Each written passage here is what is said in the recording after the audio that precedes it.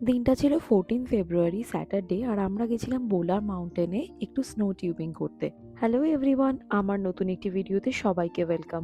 এখানে মানুষজন যেমন স্নোয়ের টাইমে বেশি কিছু করতে পারে না বাইরে, তো সেই জন্য এখানকার মানুষজন স্নো অ্যাক্টিভিটিগুলো নিয়ে বেশি এক্সাইটেড থাকে।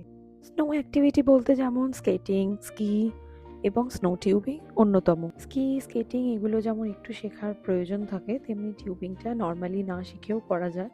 সৃজন অবশ্য স্কেটিংটা পারে, কিন্তু স্কিটা ওর এখনও শেখা হয়নি। কিন্তু টিউবিংটা আজকে আমাদের দুজনেরই ফার্স্ট টাইম এক্সপিরিয়েন্স করতে চলে এসেছি। প্রায় ড্রাইভ করে আমরা 2 ঘন্টা দূরে চলে এসেছি বোলার মাউন্টেন বলে একটা জায়গায়। সেখানেই আজকে আমরা করব স্নো টিউবিং।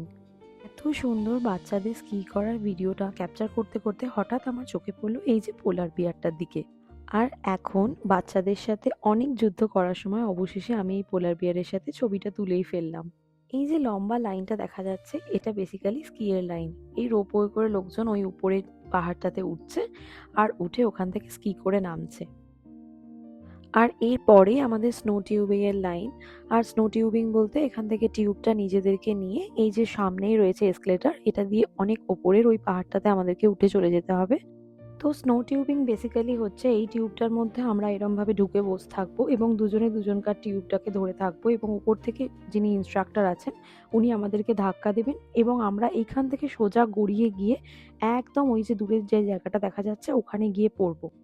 সত্যি বলতে প্রথমবারের জন্য এক্সপিরিয়েন্স করলাম, আমার তো ভীষণ ভয় লেগেছে, কারণ এটা অনেকটাই উঁচু ছিল আর আমি তো কোনোদিন স্লিপেও চাপতাম না ভয়ে। আর এই টিউবে বসে এই পিকচার তো তুলতেই হতো। আর আমরা গেছিলাম সৌভিকদা, মিঠুদি ওদের সাথে। এরপর প্রায় বিকেল 4:30 বেজে গেছিলো আর আমাদের অনেক খিদে পেয়ে গেছিলো, তাই জন্য আমরা ওখান থেকে একটা কাছাকাছি ইন্ডিয়ান রেস্টুরেন্টে চলে যাই। রেস্টুরেন্টটা তো ভীষণ সুন্দর করে সাজানো হয়েছিল, কেননা ভ্যালেন্টাইন্স ডে ছিল।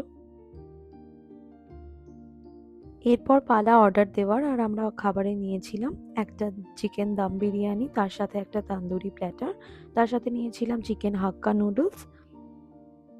জানি না দেখে কি মনে হচ্ছে, কিন্তু খাবারগুলো টেস্ট অল ওভার ভীষণ সুন্দর ছিল। আমরা এতটাও এক্সপেক্ট করে যাইনি রেস্টুরেন্টে যাওয়ার সময়, কেননা আমরা জানতাম না ওটা কেমন, কিন্তু ভীষণ সুন্দর লেগেছে।